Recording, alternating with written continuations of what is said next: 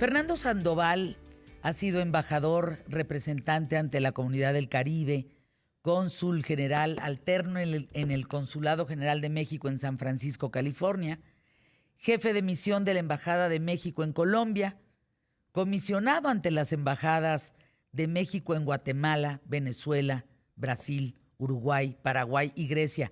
Que por cierto, Fernando, ahorita nos platicas qué bien lo ha hecho Uruguay. Qué bien lo ha hecho. En Uruguay hay menos de 100 muertos por COVID. Y es por una medida interna que tomaron a tiempo. Ahorita lo platicamos. Y quiero platicar con César Castro también, doctor en Derecho, especialista en Derechos Humanos y en Derecho Internacional Público, sobre este impacto global del COVID. Fernando, te saludo, César, bienvenidos. Cuéntenme, a ver, Fer, platícanos qué hicieron bien en Uruguay, que está funcionando tan bien la contención del COVID. Buenos días, Fernanda. Es un placer estar en tu programa. Muchas gracias. Uruguay es un país pequeñito, tiene 3,5 millones de habitantes. Es como si fuera una isla, pero han hecho un trabajo espléndido y yo pienso que por 3 razones fundamentales. Primero, es un país que tiene un nivel de cultura muy alto en general en la región. Segundo, han tenido un gobierno muy serio y muy profesional que ha llevado a cabo un programa muy adecuado. Y tercero, pues tienen una cultura y una tradición histórica importante cultural. Yo creo que eso les ha ayudado mucho a llevar a cabo un buen trabajo en relación con la pandemia.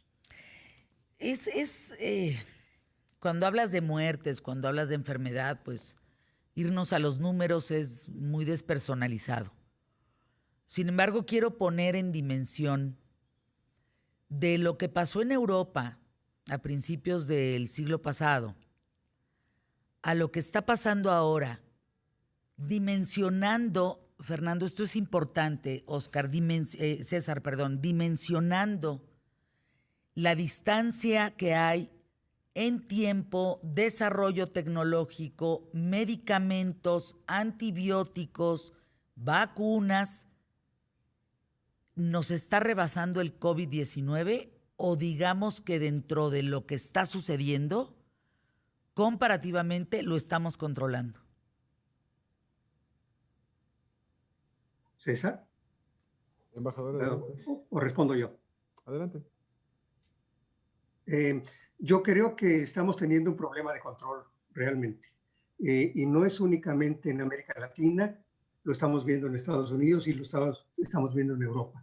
La verdad es que el COVID-19 ha sido un evento extraordinario y lo que no ha tenido como respuesta es una respuesta extraordinaria ni tanto a nivel mundial, ni tanto a nivel de la comunidad internacional, como tampoco a nivel nacional en muchos de los países. Y yo creo que la razón que explica esta situación tiene que ver con... yo creo que la pandemia, más que una pandemia, es una sindemia. La sindemia es un concepto que utiliza un antropólogo americano que habla que es la conjunción de varias enfermedades, de varias pandemias. Y en el caso de algunos países, tenemos un problema de que adicionalmente a esta enfermedad teníamos una historia previa. En el caso de América Latina, tenemos problemas de obesidad, tenemos problemas de diabetes, claro. Tenemos problemas de problemas cardiovasculares. Había una serie de problemas previos y la pandemia no hace sino fomentar, incentivar, sobreponerse a esta serie de problemas. Adicionalmente, no teníamos un sistema de salud apropiado y somos una región de grandes desigualdades. Y esto, una gran cantidad de trabajo informal. Hay el 60% de la población de la fuerza de trabajo en América Latina es informal. Todos estos elementos han contribuido a que tengamos una situación tan compleja como la que tenemos hoy. Dijiste, ¿cuál es el término? No es pandemia, ¿es qué? Sindemia. Sí. Es un concepto de de un antropólogo americano, y él hace referencia a la importancia que tiene el problema en el marco de una situación, no únicamente una situación médica, sino una situación social, porque la situación social en América Latina nos llevaba a que previamente a la aparición de la pandemia ya teníamos graves problemas de salud en nuestra población. ¿Qué porcentaje de nuestra población tiene sobrepeso? ¿Qué porcentaje de nuestra población tiene diabetes? ¿Qué porcentaje de nuestra población tiene problemas cardiovasculares? ¿Qué porcentaje de nuestra población ya tenía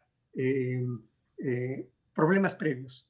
Entonces, la sindemia hace referencia al hecho de que el COVID viene en una situación difícil que teníamos previamente y además con un sistema de salud público muy deficiente, no de hoy, no de ayer, sino de hace muchos años. El otro tema que tenemos de manera muy delicada en nuestra región y en otras partes del mundo es la gran desigualdad de ingresos. Un tema aquí importante, a mi juicio, es el tema de la economía informal. El 60% de la población en América Latina trabaja en la economía informal. Y eso es lo que contribuye a explicar este problema tan grave que hemos tenido nosotros. Pues desde tu perspectiva, César Castro, doctor en Derecho, especialista en Derechos Humanos, en Derecho Internacional Público, voy directo y al grano con la pregunta. ¿No se ha atendido a la gente con los derechos que toda la gente debe de tener en México en temas de salud? No entremos a otros análisis y a otras enfermedades que no sea hoy por hoy el COVID-19. Esto puede generar una demanda contra el gobierno federal por no atender a tiempo, por creer en el contagio de rebaño y por no dar el derecho humano de ser atendido, ¿o no procede? Mira, ¿qué tal, Fernanda? Hay instancias internacionales que han emitido desde el inicio de la pandemia estándares internacionales para su atención, los cuales se han establecido estrictamente o se han establecido de alguna forma orientaciones, guías y directrices para la atención de la pandemia. Es así el caso de la Organización Mundial de la Salud, es el caso así de la Oficina del Alto Comisionado de los Derechos Humanos y de la propia Comisión Interamericana de Derechos Humanos, los cuales emiten justamente pues, unos temas o unos rubros en los que debemos de atenderlo. En algún momento dado, obviamente sí se puede presentar. Tendría que cumplir con que tengan que agotarse las instancias de forma interna para que posteriormente en el caso regional o en el caso del sistema universal, que es el de la Organización de las Naciones Unidas, pues pueda estudiar la admisibilidad de estas demandas, de estas denuncias o de estas quejas, dependiendo del ámbito en el que estemos circunscritos. Esta crisis mundial sanitaria pues nos tiene que hacer reflexionar profundamente sobre la necesidad de cualquiera de nosotros, de los 7.500 millones de habitantes, con esa necesidad de tener acceso a la salud. ¿No creen que esa es la reflexión más importante? Fernando. Yo creo que ese es uno de los temas fundamentales. La pandemia nos encontró en una situación donde no existe un sistema de salud público adecuado. 54% de la población de los mexicanos no tiene seguridad social. Yo creo que este es uno de los desafíos más importantes que tiene el gobierno y los gobiernos que vienen, de que nosotros podamos tener un servicio de salud público eficiente y que cubra a la mayor parte de la población. El otro tema importante para mí es el tema económico, pero de ese, si quiere, podemos hablar un poco más adelante. En tu caso, César, ¿qué opinas de esto que estoy diciendo? De la necesidad de cualquier persona que debe tener como derecho humano un acceso a la salud. Pues mira, dentro de la teoría de los derechos humanos, justamente, eh, aquí encontramos, digamos, una interdependencia que es una de las características, es uno de los principios, de los elementos básicos mínimos necesarios para el ejercicio de todos los derechos humanos. ¿Qué quiero decir con esto? Tan importante es el derecho humano a la salud como tan importante es el derecho humano al trabajo. No puedes de ninguna manera soslayar uno para dar preferencia a otro. Lo que los técnicos o los especialistas llamamos, no podemos ponderar, ¿no? No podemos de alguna manera poner en la balanza a qué derecho humano se le da preferencia.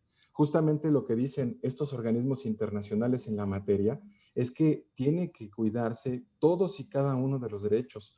Deben de garantizarse, de promover, de respetarse y de proteger todos los derechos de las personas. ¿Por qué? Porque justamente uno tiene una incidencia o tiene un impacto en el otro. Justamente, ¿no? Una persona que no tiene salud, pues de ninguna forma puede trabajar. Una persona que no tiene trabajo, ya de acuerdo ahora con estudios que ha realizado la propia Organización Mundial de la Salud, pues puede tener un impacto en su salud personal. Por eso es que ya no hay ahora ya no existe ahora un abordaje sesgado, un abordaje individual de un derecho humano, a lo mejor solamente para medición en cuanto a su cumplimiento, ¿no? Dentro del derecho mismo, dentro de los indicadores mediante los cuales estaremos midiendo la eficiencia del cumplimiento de un Estado o de un ente que tenga que garantizar este derecho. Ahora se hace todo desde una visión holística, integral, en la cual tengamos que entender que se tienen que cumplir con todos los derechos. Y justamente lo que dicen estos organismos internacionales es eso. Tengan ustedes estados que tienen la responsabilidad, la obligación, el mandato, tanto internacional como nacional, ¿no? De garantizar, de proteger, de respetar los derechos humanos dentro de esta pandemia de todas las personas que se encuentran en sus territorios. Vamos a los spots QTF y brinca la palabrita, ¿no? Holístico. Holística integral, dijiste, César. Volvamos con esas palabras que dice Andrés Manuel López Obrador que son parte del G20 y que son parte ahora de una nueva modalidad. ¿Será? Regresamos. El famoso glosario neoliberal, el diccionario neoliberal que mencionaba Andrés Manuel López Obrador, las palabras holística, integral, holístico, resiliencia. Fernando, llama mi atención que estas palabras hoy existan en las grandes potencias. Si bien el diccionario que menciona Andrés Manuel, no me quiero detener en él porque es entrar en otros temas, estas palabras, empatía, holística, resiliencia, entran en las grandes potencias. Cuando tú hablas de una reunión del G20, pues tú lo sabes, Fer, estás hablando de la reunión de los poderosos, de la reunión donde la parte económica mundial se activa o no. Estás hablando de grandes potencias y hoy usan palabras que me parecen bien humanas, muy conscientes quizá de que la ayuda sea lo más importante hoy en día. ¿Tú qué opinas de esto? Bueno, con respecto al uso de estos términos, alguno de ellos podría parecer dominguero. Por ejemplo, el término holístico no es un término que se utilice mucho de manera común. Sin embargo, yo creo que es importante con qué público estás hablando, a quién estás dirigiendo la palabra para el uso de las palabras. Por ejemplo, el término de empatía. Empatía no es una palabra muy sofisticada, es una palabra muy común. Y yo recuerdo que me lo trajeron a colación unos estudiantes, una estudiante en la universidad cuando estaba yo dando clases, que me decía, maestro, usted tiene que ser empático. Y me cayó el 20 de la importancia que tiene el uso de la palabra y que viene muy a cuento hoy en día, que es ponerte en los zapatos del otro. Empatía es ponerse en los zapatos del otro, ser capaz de comprender el sufrimiento del otro y asumirlo como propio. Entonces, sí, algunas de esas palabras pueden ser técnicas y pueden utilizarse a nivel de reuniones internacionales entre jefes de Estado, entre gobernadores, entre diplomáticos. Pero si tú vas a dar un mensaje a nivel de pueblo, a nivel de gente que tiene que ser más sencillo, bueno, puedes utilizar algunas otras palabras, pero el concepto es muy importante desarrollarlo. Me parece que tiene que ver con el auditorio con el cual tú te estés dirigiendo. Pero fíjate que en general, bueno, no sé si tanto es la audiencia, ¿no? A la que nos dirigimos, ya que los líderes, una Angela Merkel, líderes de Arabia Saudita, pues hablen de resiliencia, pues y en un G20, digo, a mí me llama mucho la atención. Me parece que son palabras que deberían de estar incluidas en los valores de una sociedad, en la ayuda determinante, en los propios derechos humanos, en donde si a mí me sobra, te doy, si a ti te hace falta, y si a mí me hace falta, lo que te sobra, dámelo. O sea, podemos salir adelante juntos.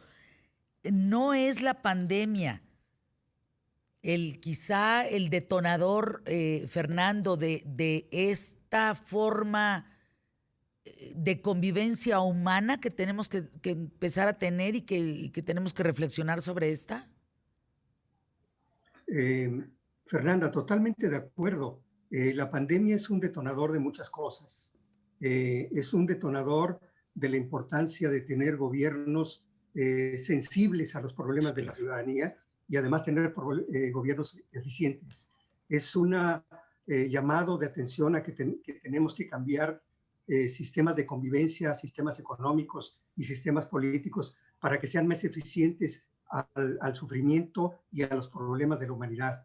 Es un llamado a mejorar nuestra capacidad de comunicación, pero también nuestra capacidad de ser eficientes en resolver problemas de salud, problemas económicos que tienen que ver con el trabajo, que tienen que ver con la educación, que tienen que ver con la salud.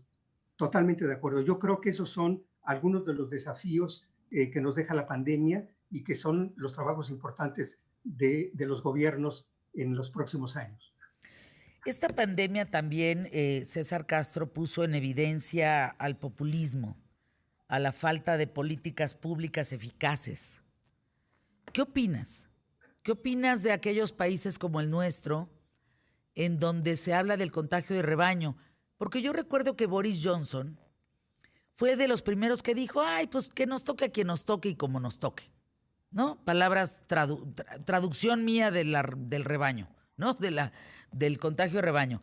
Pero cuando le dio a él, reculó inmediatamente y empezaron las políticas públicas.